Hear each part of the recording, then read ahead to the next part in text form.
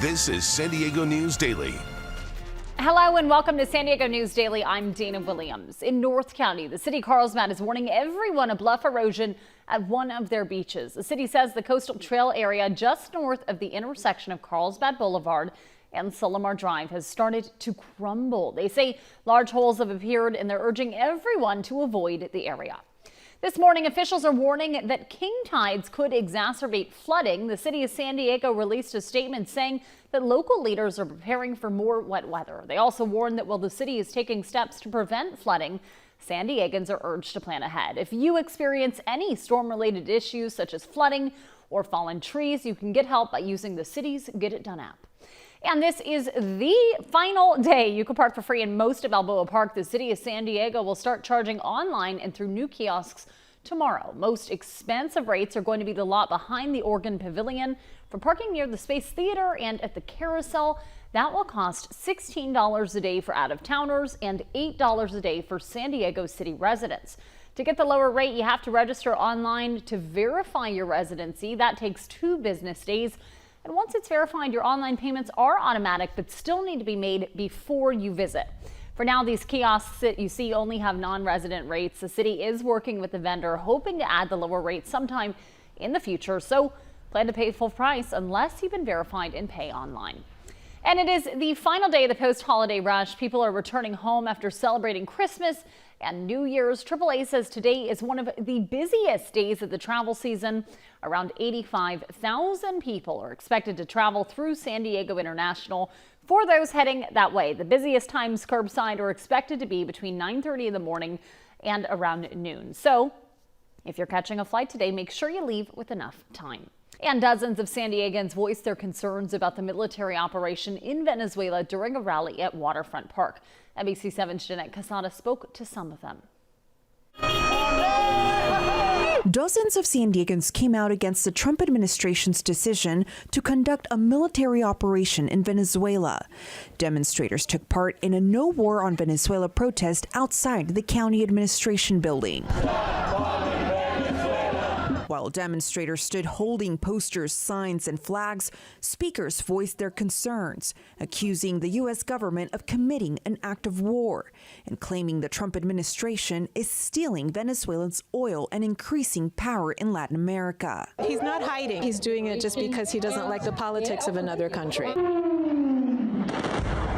Many Venezuelans in San Diego, like Crescenta Wardenberg, say they were shocked after hearing about the airstrikes. They text me right away, something is happening, we were sleeping, and now we're hearing airplanes and bombing. My first reaction was happiness, but at the same time, a little bit of fear because, they're bombing Venezuela. Victoria Ochoa feels hopeful Maduro's arrest marks a new trajectory for Venezuelans' future. Truly happy to be able to experience this and see Nicolás Maduro coming to the United States for justice. While Ochoa and other Venezuelans stay cautiously optimistic. Hopefully that this is the first step in a journey to recover and to rebuild Venezuela. Some demonstrators worry this action could lead to more destabilization in the region. This is absolutely horrifying. This is horrifying for the Venezuelan people, and it's horrifying, quite frankly, for humanity at large. Jeanette Quesada, NBC7. Our NBC7 meteorologist Brooke Martell will have a look at your weather right after this. You count on deeper investigations. Why didn't you just let her go? I'm trying to keep our family together. You count on getting a response. You count on a committed team looking out for you. A lot of our small business vendors tell me that you owe them quite a bit of money. In 2 languages. ¿Por qué piensa que ellos no hacen más? You count on results. And they said, you have your money back. And getting answers. Do you still feel let down? It's a slap in the face. This is NBC7 and Telemundo 20 investigates and responds. Only on NBC7 and Telemundo 20. Happy Sunday. A little bit of a a break in the rain for today, but we had some of those showers overnight into this morning. And actually, as we get into this evening, that's when some of the heavier rain will start to move through. And that's when we could have a chance of thunderstorms back in the forecast. Windy conditions over the mountains, the desert region. And looking ahead to tomorrow, more rain chances, although on the lighter side, that could carry over into Tuesday, possibly even Wednesday. And take a look at this daily precipitation so far for the month of January for San Diego International Airport.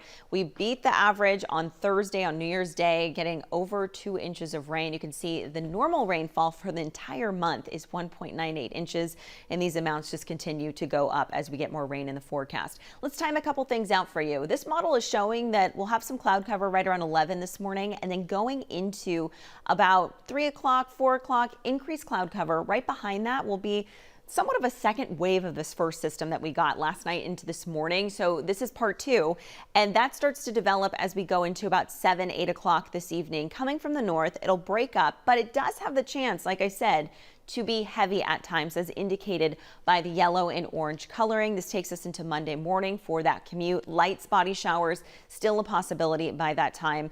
And then we could see some of that activity again as we go into Tuesday. How much rain are we talking? I would say close to the coast, around 1/4 of an inch, maybe up to a 1/2 inch. Same thing will go for your inland valley communities. A little bit more is possible, though, for your mountain communities. Places like Julian, Mount Laguna, we're already seeing it. They're getting about a 1/2 inch of rain from last night's system into this morning. Now, here's what you could expect. I have a couple of models just showing what Monday morning early could look like. So right after midnight, going into about 3 a.m. Daytime highs for San Diego will be around the mid-60s for Monday, and we stay close to that as we go into Tuesday, but you can see the chances for some of that rain along the coastline by that time. For today, we still have that beach hazard statement. It's in effect through tomorrow morning. We have the king high tides from yesterday. We still have high tides right around 7 feet, peaking around 9 o'clock this morning. But again, this will expire tomorrow. We could possibly just get some minor coastal flooding in low-lying areas, parking lots along the coast, things like that. Daytime highs look like this, low to mid-60s today out along the coast. We have similar conditions actually for your inland valleys, 40s and 50s for the mountains, upper 60s for the desert region. And here's that 10-day forecast for you. Not much is changing temperature-wise for the upcoming week west of the mountains. You can see we're still right around those mid-60s through about Thursday for the coastline. By that point, we start to trend up a little bit more for the inland valleys. We'll get closer to those low 70s by the end of the week, and then we should be there by Saturday into Sunday. Nice, warm, dry conditions for you.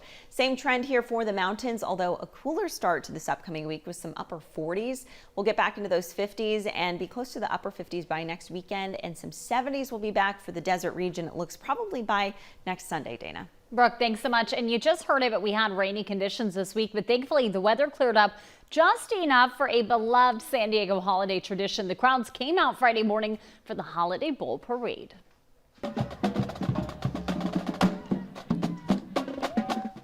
Thousands of people lined the Embarcadero to check out the bands, the floats, and of course, the balloons. Organizers say getting the balloons down Harbor Drive can be a bit of a challenge.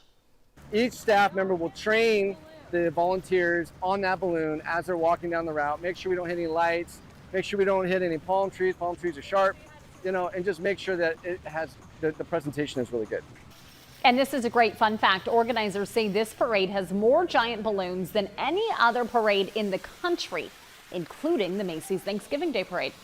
All right, there's more coverage you can count on at NBC7.com, and you can always find us on your Roku or your Samsung Smart TV app. Thanks so much for watching. I'm Dana Williams.